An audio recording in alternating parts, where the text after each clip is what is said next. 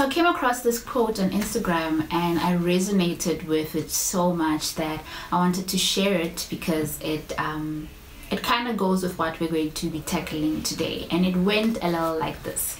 It says, preparing and planning for the success of something is good. However, over preparing and over planning can on its own be a manifestation of self-doubt and anxiety. I read it and I was like, how true is that? How many times have I sat with an idea and I planned so much but never executed anything? How many times have I sat with great ideas that, I ended up being afraid of, executing them because I started doubting myself. I started doubting the fact that, will I be able to do it? Am I capable to, carry out such a great plan? So in today's video, I will share with you some of the few things that I have done to move my ideas or set my ideas into motion.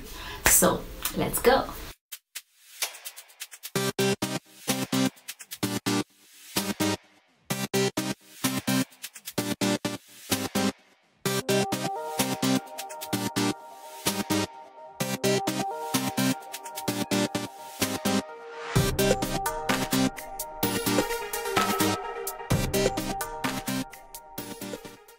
One of the biggest things that delays a person is over preparing and over planning.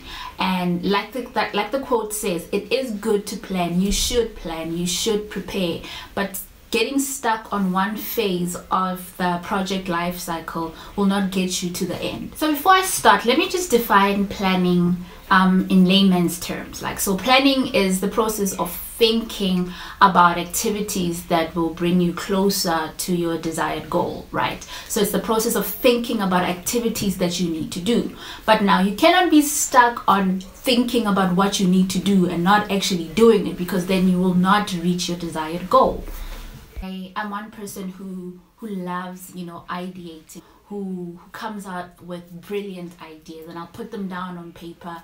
And I know previously I would put things down on paper and put down all the activities that I need to do to bring me closer to this thing. I'm a big dreamer, and the longer I wait or the longer I prolong my starting, the more I start doubting myself, the more I start looking around, and then suddenly you'll find that somebody is doing something similar to what I was planning, and that in itself discourages you from moving forward, because you're thinking, what if I put it out there and people will be like, but you're copying this person, and nobody's gonna know that you've been planning this thing forever. So then you become anxious, you become demotivated, and you don't move. So now you're stuck with the plan, you're stuck with the desire to carry out this plan, but now you're anxious. Now you're overwhelmed, where now you have all the other examples from people who are doing similar things, and you're thinking to yourself, maybe what I put down as a plan.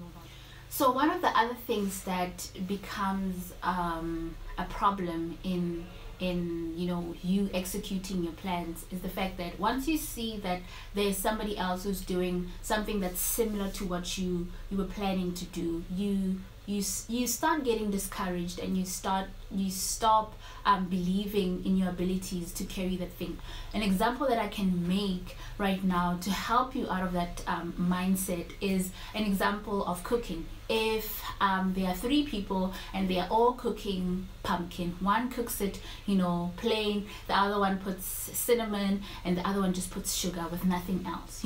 You still get people who prefer the pumpkin that has nothing but water. You have people who prefer the one that has cinnamon, and you have people who prefer the one that has sugar. Like recently I made oats for my mom and the family, right? And how I make my oats now is that I put cinnamon in my oats, right?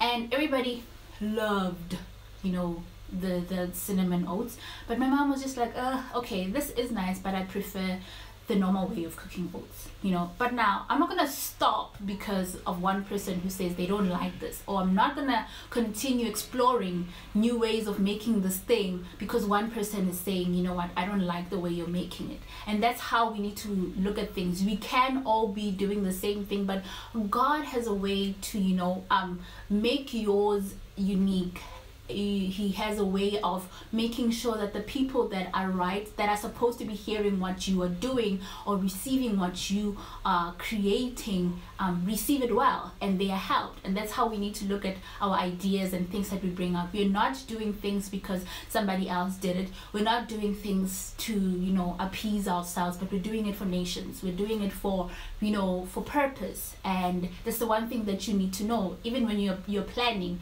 your planning should always be planned around your purpose. You know, your great ideas should be linked to your purpose, and that's the biggest thing that will feed in your idea from just being a concept to the next big thing. And yeah, having the ability to come up with ideas is good, but if you are able to carry it out with bravery, then you are just amazing. So just yesterday, I was having a conversation with one of my friends, and she was telling me that, you know what, she's had so many plans that she never carried out because she, you know, self-doubts, or she just feels that it's not the right time and all of that. And she was asking me, how do I do it? And I was telling her the story that I'm going to share with you. So with me, I used to be a person who comes up with ideas, and, you know, I'd be so excited in the beginning about how, you know, this is gonna work and how it's going to impact life. This is what I'm going to do, and I become so passionate about it, and it comes to a point where this passion now wears out because I'm actually not carrying anything out.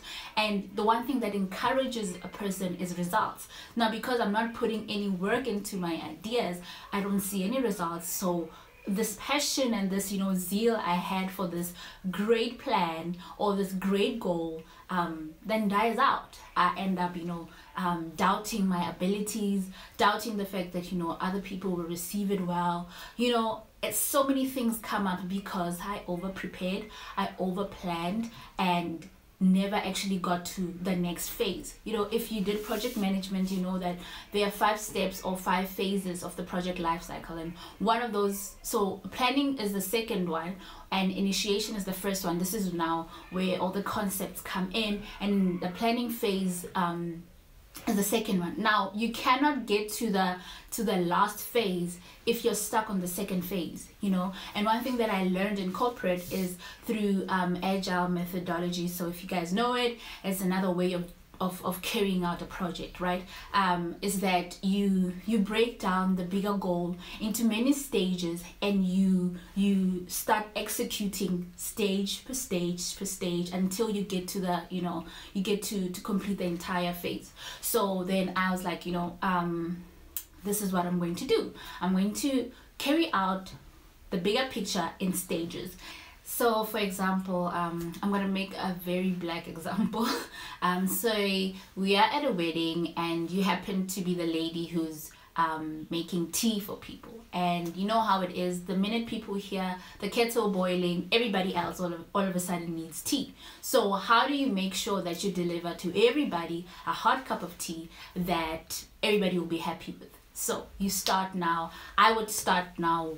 I'm not going to go with the process of how to make the tea, but how to serve the tea, right? So you start with the people in the living room. From the people in the living room, you go to the people in the room. At the end of the day, you would have served your tea to everybody, you know. So that's exactly how you should look at carrying out your plans as well, in your business, in your ministry, in anything that you want to carry out. Do things stage by stage by stage until you get to the bigger picture, because you overwhelm yourself if you think about the bigger picture and how you need to, you know, carry out this big thing, that it ends up scaring you. So what I do now is make sure that after I have thought of the goal, the desired goal, and, you know, separated or divided my deliverables into stages, then I put the first stage out there. You know, I either tell somebody, put it up on my status, or talk about it with somebody I trust that can hold me accountable, you know. And that way, at the back of my head, I know that, you know what, I said that I'm going to carry 1, 2, 3, 4, 5 out, and I have somebody who will keep me accountable, who will always ask me, hey, but you said in November you're having a conference, how far are you with that, you know? And I'm one person who I don't want to always come up with an excuse of why I haven't completed something. So that always keeps me on my toes. So put it out there, you know, say it out loud, say it to God, have somebody that you can, you know, who can hold you accountable for that first stage, and you will see how fulfilling it is to just complete one stage, and you'll be in a hurry to get on to the other one or to the next one. So yeah, it is okay to plan, it is good to plan, but do not over plan, because you do at some stage need to start moving. If you're one person who wants help to carry out their plans, you have a brilliant idea that you don't know how to, you know, structure or how to divide into stages, or you're just one person that you know you want to get into business but you have no clue how, I have just the thing for you. The Beauty of Transparency is hosting a 90-day program under the Purpose Project company, where we'll be helping small businesses, aspiring entrepreneurs, you know, start. And if you've started, we help you improve, or we help you put you on the next level. We will be having industry experts who will be talking about everything from branding to, you know, your personal finances, your business finances, how to move your company from just an idea to the next big thing. And if you are interested in that, I'll put down the link below. Please register and let's just get moving, because there'll never be a perfect time for you to move.